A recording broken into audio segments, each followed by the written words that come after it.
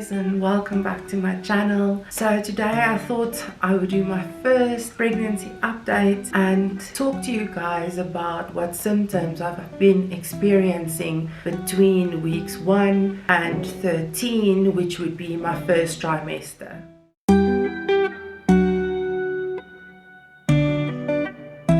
This pregnancy has definitely been significantly different from my first one. My first pregnancy was so easy. I just breezed through it. I loved being pregnant and I still do. But this pregnancy has definitely presented itself with some challenges which I did not experience the first time around. So let's start off with week 1.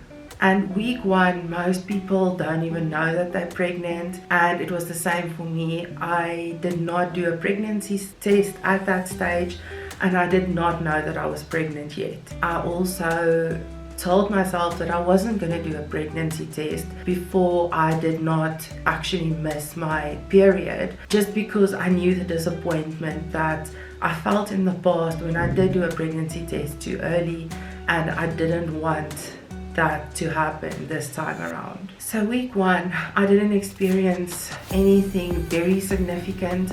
I had a tiny bit of nausea, which really might not have even been related to my pregnancy at that stage.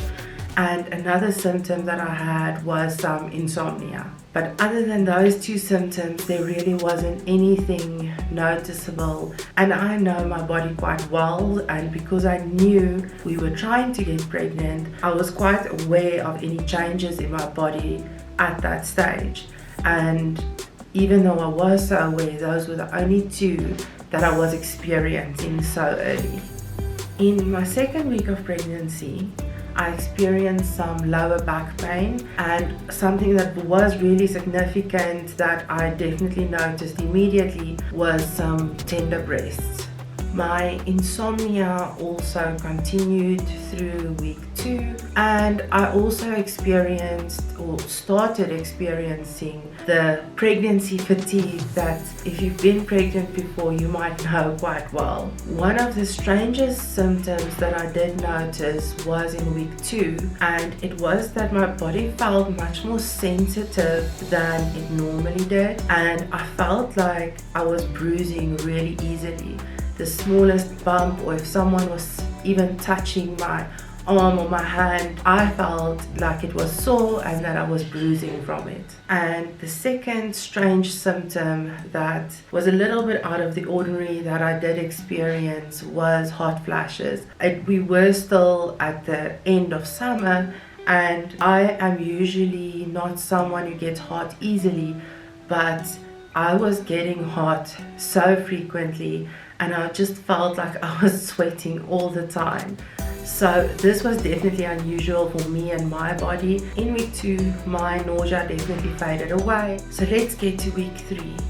This is the week that I got my positive pregnancy test. At this stage, the baby was as big as a poppy seed and could now actually be measured. I still had very tender breasts. My body still felt very sensitive, and I still was bruising very easily. I still had the lower back pain, and the hot flashes and the fatigue got worse in week 3. In week 4, the baby was as big as a sesame seed. This week was pretty much the same as week 3, and there wasn't any significant changes from week 3 to week 4. In week 5, baby was as big as a grain of rice. And in week 5, the nausea came back slightly, but it was mostly in the mornings. I also still had quite severe fatigue, and the backache was still hanging around. At this stage, I think I was not only getting hot flashes, but I was actually quite sensitive to temperature changes. So if it was getting a little bit cooler, I would feel it much quicker. And the same with when it was getting a little bit warmer and hotter, I would definitely start getting warmer much quicker than I would normally. I also started developing quite severe pregnancy sinus at this stage, which really affected my sleep quite heavily, and that just made my fatigue so much worse than it would have been if I did not have the sinus. So let's move on to week 6. In week 6, the baby was as big as a blueberry. During this time, I still had the morning sickness, and it was mostly during the mornings. I still felt the fatigue, the bloatedness, the sinus, and the tender breasts. And now I started getting some food aversions, which was mostly meat, poultry, fish. I just couldn't stomach any of it, so I really just stuck to fruit mainly, and I was actually getting some cravings for fruit like bananas. So this is when my cravings started. I haven't had a lot of them, but the few that I've had, I have noticed because they have been a little bit stranger to things that I would normally eat. Now in week 7, the baby is as big as a raspberry. In week 7, the nausea got worse, and it started getting to the point where I was nauseous most of the day. This didn't help because I already had a loss of appetite. Most of the symptoms of the previous week were still around, but things that got added to that was definitely mood swings. I did feel like my emotions were a little bit all over the place. One of the big ones that was still hanging around at this stage was my sinus and my backache. Those have really been the two symptoms which has been there what feels like most of my pregnancy, and if they don't get better by week 16 to 20, I think that I'm pretty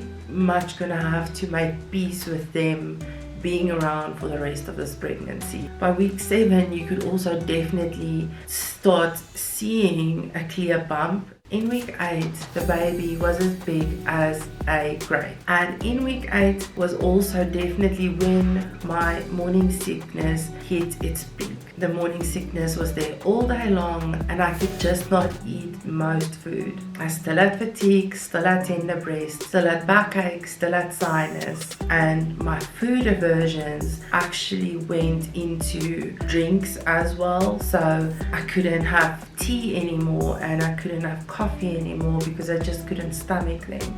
My bump was growing quite fast at this stage, and I definitely had a strange craving for Coke, which is very unusual for me because I don't even drink carbonated drinks on a normal day when I'm not pregnant. Let's move on to week 9.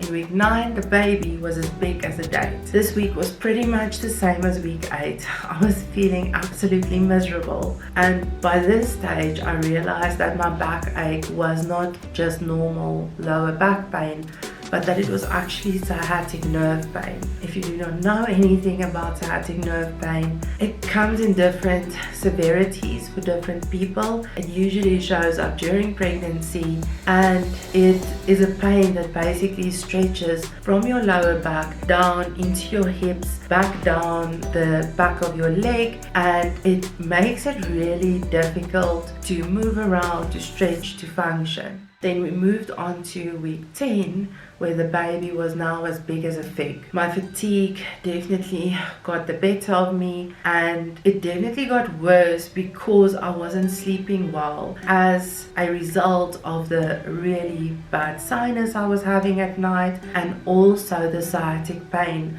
was really starting to affect my sleep. I still had the all day morning sickness, and my bump was growing very fast. Something that did start to get better was my tender breast. I still had a few food aversions, and I had some cravings this week for dairy type products, which was mostly yogurt and some Nesquik. And I know I craved Nesquik as well during my first pregnancy, so this wasn't very unusual for me. I think it's just my body that needed some calcium and some vitamins that you do get from dairy products. In week 11, baby was as big as a plum. I started to feel slightly better in this week just because my nausea was starting to ease up a little, and I wasn't nauseous all the time anymore, and it was rather when I was eating and I ate something that my body didn't like that I would get nauseous. My fatigue was still quite bad, and my jeans started to not sit as comfortably anymore. my breasts was pretty much back to normal at this stage, and I didn't have any specific cravings that I could pinpoint in this week. The sinus was still there. It does still feel like it's a little bit easier to cope with during the day, whereas at night it's quite bad. The sciatic pain was getting really bad at this point, and I knew that if it would get any worse that I was going to have to make a plan and go and see someone for it. Week 12, baby was as big as a kiwi. Most of my symptoms have subsided by week 12, and by now I could start eating a little bit better, and my main problems at this stage were my sinus and my sciatic pain. There's not much I can do for my sinus except for steaming and some nose sprays that I'm allowed to use during pregnancy. I'm also having some Epsom salt baths just to get toxins out of my body every week. But my sciatic pain got so bad during week 12 that I booked an appointment with a chiro. My mood was quite low at this stage, and I think it was because I was in so much pain and I was really just struggling to function. Whereas with your first pregnancy, you've got time to rest, and you've got time and space to just spend with yourself and your baby in your tummy. But now I have an almost 3-year-old to run after and a house to run, and there's just so many things that you need to do. I just needed some form of relief. So normally this would be the end of your first trimester, and that is the end of week 12. I do want to add some notes on week 13 in here though, just because from week 14 I'm going to give you weekly updates. 13 of pregnancy was nothing significant. It was fairly much the same as week 12.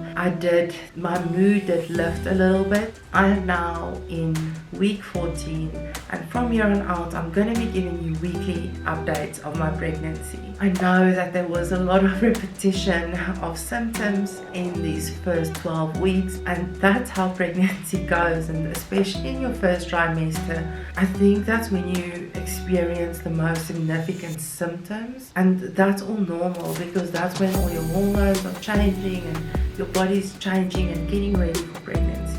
So I hope that you will subscribe and turn on your notifications so you'll see all my updates. I'm going to have my normal videos uploaded every week, as well as my pregnancy updates. And if you stick around, you can see all of that. I look forward to sharing the rest of this journey with you and to just show you how this baby is growing. I also know that a lot of you have some questions regarding my pregnancy.